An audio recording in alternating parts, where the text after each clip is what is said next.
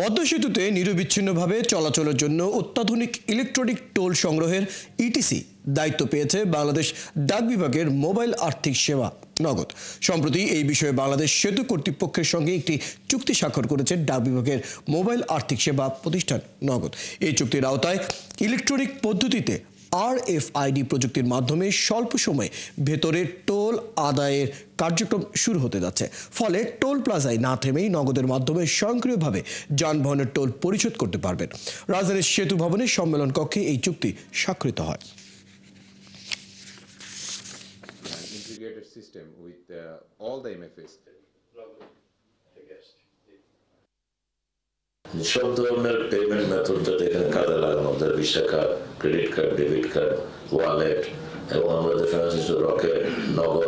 তাহলে আপনাদের সিস্টেমের সাথে আমাদের সিস্টেমের হার্নেসিংটা লাগবে, কোঅর্ডিনেশনটা লাগবে, ইন্টিগ্রেশনটা লাগবে। এই ফাইন টিউনিং যত হবে তত খুব দ্রুত আমাদের যাত্রা যেতে পারবেন এবং ঈদে বা নর্মাল যে ফ্লাইট ট্রাফিক মুভমেন্ট সেটা ইজ আউট হবে। স্পেশালি ঈদের সময় তো খুব বেশি প্রেশার পড়ে যায়।